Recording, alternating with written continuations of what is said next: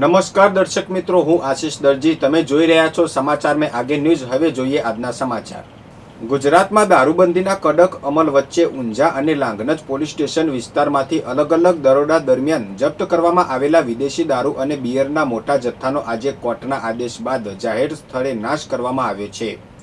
ઊંઝાના Patan road પર આવેલા helipad ખાતે પોલીસ અને વહીવટી તંત્રના ઉચ્ચ અધિકારીઓની પ્રત્યક્ષ હાજરીમાં કુલ રૂપિયા 1,70,43,607ની કિંમતની 55,090 નંગ દારૂ બિયરની બોટલો પર રોલર ફેરવીને તેનો સંપૂર્ણ નાશ કરવામાં આવ્યો હતો. અદાલતના હુકમ અન્વયે કાયદાકીય પંચનામા સાથે હાથ ધરાયેલી આ કડક કામગીરીથી બુટલેગરોમાં ફફડાટ વ્યાપી ગયો છે. મહેસાણા જિલ્લા લોકલ ક્રાઇમ બ્રાન્ચે એક મોટી સફળતા મેળવીને વડનગર પોલીસ સ્ટેશનના આશરે 10 વર્ષ જૂના તેમજ વિસનગર તાલુકાના અનડિટેક્ટ ઘરફોડ ચોરીના ગુનાઓનો ભેદ ઉકેલી નાખ્યો છે. પોલીસે લાખવડ ગામના બસ સ્ટેન્ડ નજીકથી સોના ચાંદીના દાગીના અને મોબાઈલ સહિત કુલ રૂપિયા 1,63,600ના મુદ્દામાલ સાથે સિકલીગર ગેંગના એક રીઢા ગુનેગારને ઝડપી પાડ્યો છે, જ્યારે તેનો અન્ય એક સાથીદાર હાલ વોન્ટેડ જાહેર કરાયો છે. પકડાયેલો આરોપી અગાઉ ગુજરાત અને રાજસ્થાનના અનેક ગુનાઓમાં સંડોવાયેલો હોવાનું સામે આવ્યું છે. ગણપત યુનિવર્સિટીની BS પોલિટેકનિક કોલેજના મિકેનિકલ એન્જિનિયરિંગના 5મા સેમેસ્ટરના વિદ્યાર્થી તક્ષ પટેલે નેપાળ ખાતે યોજાયેલી ઇન્ડો નેપાળ ઇન્ટરનેશનલ ચેમ્પિયનશિપમાં શાનદાર પ્રદર્શન કર્યું છે. તક્ષે લોંગ જમ્પમાં ગોલ્ડ મેડલ અને 100 મીટર દોડમાં સિલ્વર મેડલ જીતીને આંતરરાષ્ટ્રીય સ્તરે ગણપત યુનિવર્સિટી અને સમગ્ર ઉત્તર ગુજરાતનું ગૌરવ વધાર્યું છે.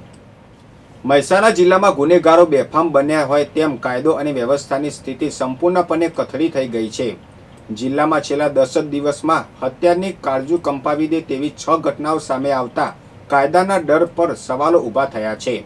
આ લોહિયાળ સિલસિલા વચ્ચે ગત 19 જૂનની રાત્રે વિજાપુર પંથકના મણિપુરા પાણીની ટાંકી પાસે 22 વર્ષીય ફર્નિચર કારીગર અમિત સલાટની અજાણ્યા શખ્સોએ છરીના ઘા ઝીકી નિર્મમ હત્યા કરી દીધી છે.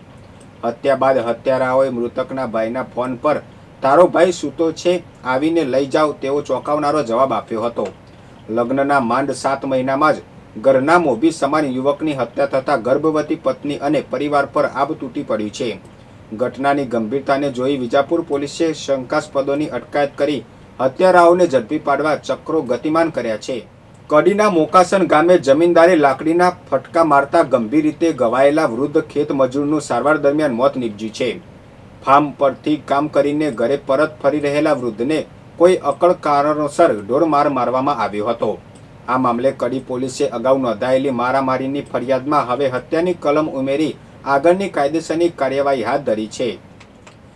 ઊંઝા નગરપાલિકાના સત્તાધારી પક્ષ ભાજપમાં આંતરિક જૂથબંધી અને વિવાદ ચરમસીમાએ પહોંચ્યો છે. માત્ર એક જ મહિના અગાઉ 19 મે 2026ના રોજ પાલિકાની પ્રથમ સામાન્ય સભામાં સર્વાનુમતે કારોબારી સ્ટેન્ડિંગ કમિટી ચેરમેન તરીકે નિમણૂક પામેલા વોર્ડ નંબર 6ના મહિલા સદસ્ય અનિતાબેન પ્રજાપતિને અચાનક જ પદ પરથી હટાવી દેવાતા રાજકારણ ગરમાયું છે. 18 જૂન 2026ના રોજ મળેલી બેઠકમાં અનિતાબેનની જગ્યાએ અલ્કેશભાઈ પટેલને નવા કારોબારી ચેરમેન જાહેર કરાતા મોટો રાજકીય ઉલટફેર સર્જાયો છે. કોઈપણ યોગ્ય કારણ વિના હોદ્દો છીનવાઈ જતા નારાજ થયેલા મહિલા સદસ્યે ભાજપમાંથી રાજીનામું આપવાની ખુલ્લી ચીમકી ઉચ્ચારીને લેખિત ખુલાસો માંગ્યો છે. બીજી તરફ આ હાઈ વોલ્ટેજ ડ્રામા વચ્ચે ઊંઝાના ધારાસભ્યે પક્ષનો બચાવ કરતા જણાવ્યું છે કે તમામ વર્ગોને ધ્યાને રાખી સામાજિક સંતુલન જાળવવા માટે જ આ ફેરફાર કરવામાં આવ્યો છે. માત્ર એક મહિનામાં જ સર્જાયેલા આ ઘટનાક્રમે ઊંઝાના સ્થાનિક રાજકારણમાં ભારે ખળભળાટ મચાવી દીધો છે.